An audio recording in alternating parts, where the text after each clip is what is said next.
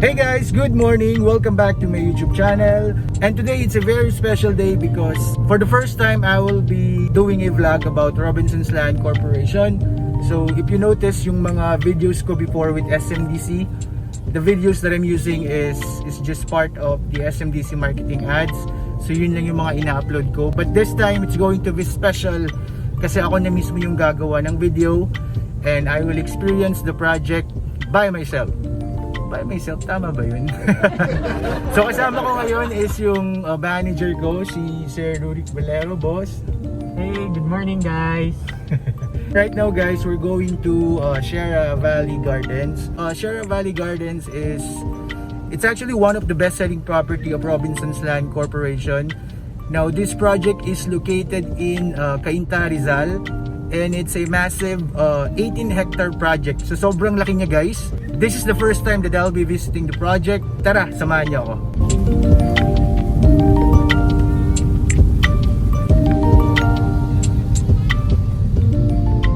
Before we check on the location itself, I'm gonna tour you around the showroom of Sierra Valley Gardens. We're going to check the dress-up unit and also the deliverable unit para makita natin yung difference. The showroom is actually located near sa mismong location ng project. So later I'll be showing you also yung isa sa mga sikat na landmark doon, yung Starbucks Sierra Valley Gardens. So just like any other township na tinatayo ng mga developers, Robinson's Land Corporation will be building the biggest mall in this area. It will be patterned with the mall in Robinson's Galleria Cebu and also Robinson's Magnolia. The local government unit of Cainta endorsed and touted that area to be the next IT park, and it will be named as Cyber Park Sierra. And I also learned na yung location na yun, dadaan mismo doon yung MRT4. So just imagine guys, all of these projects will be materialized in the future. Imagine niyo kung magkano na yung magiging presyo ng location na yon at ng Sierra Valley Gardens. So as promised guys, we're going to check first the showroom of Sierra Valley Gardens. And this showroom is located in Primark Town Center. I don't know if this is Primark or Primark. Depende yan sa school guys, kayo na mag-adjust. I'll show you kung ano itsura ng mall ha. So ito guys, Primark, dito located yung showroom ng Sierra Valley Gardens. Let's go, puntahan natin. Rachel, morning. So kapag nandito na kayo sa Primark Mall, yung location ng showroom is nasa dulo siya. So ayun guys, andito na tayo sa loob ng showroom. Good morning ate! Good morning! So just like any other establishment, RLC is also following protocols. So you need to fill out health declaration form bago mag-start yung tour sa showroom.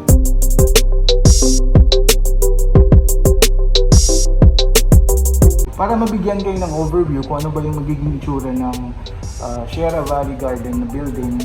Actually may dalawang phase siya guys, phase 1 and phase 2. But right now, yung ino-offer namin is yung phase 1. So it consists of 2 buildings or 2 towers.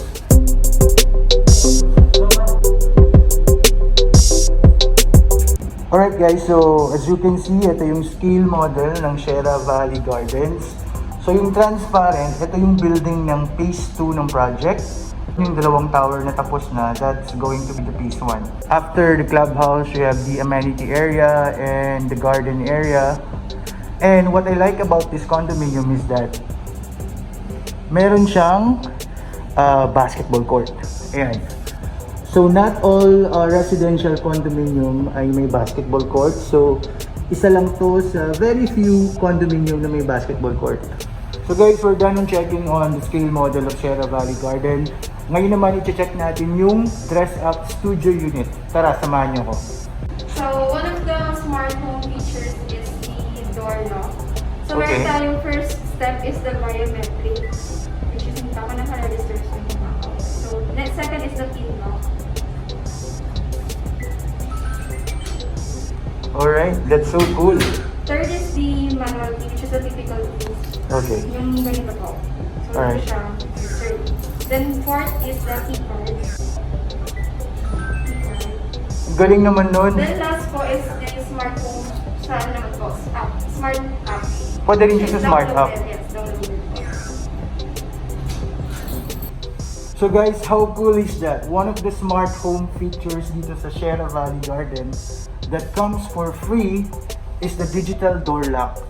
Diba ang galing nun? So now, samahan nyo na ako na i-check yung dress-up studio unit dito sa showroom ng Sierra Valley Gardens.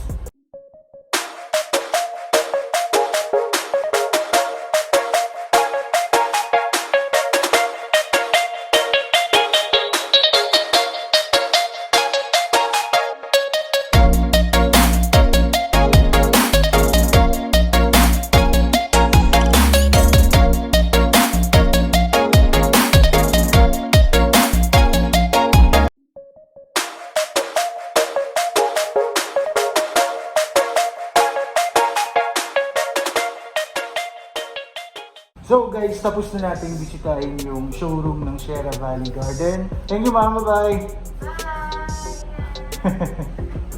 So ngayon naman guys, pupunta tayo sa mismong site ng Sierra Valley Gardens.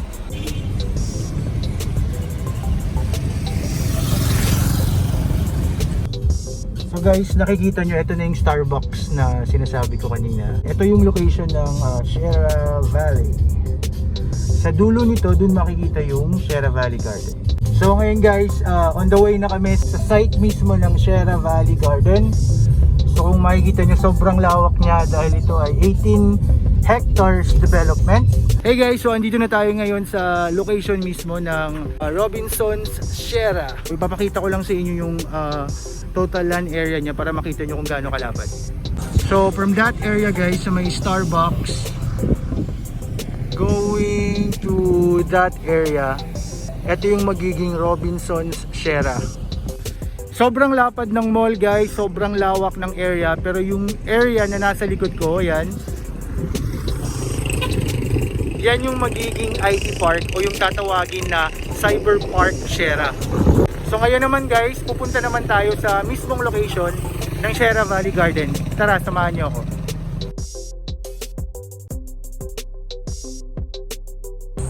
Alright guys, finally nakapasok na tayo dito sa loob mismo ng site ng Sierra Valley Garden, and sobrang thankful ko kasi pumayag si kuya na kunin ko ng video at pictures yung area. Salamat kuya!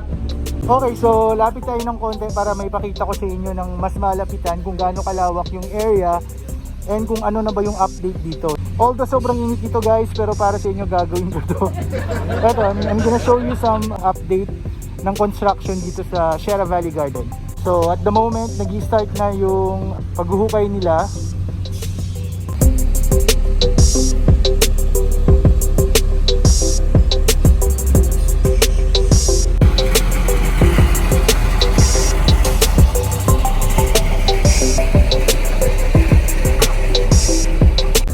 So guys, as you can see, sobrang busy na ng area na to. Marami nang ginagawang excavation ng land property dito mismo sa site ng Sierra Valley Garden. Ayan. Sobrang lawak pala nito guys. Alright, that's all for today's video guys. I hope you enjoyed watching. If you have any question about the Sierra Valley Gardens, please send me an email or a message. I will leave my email address on the description box below. Thank you for watching this video and see you on my next vlog. Bye!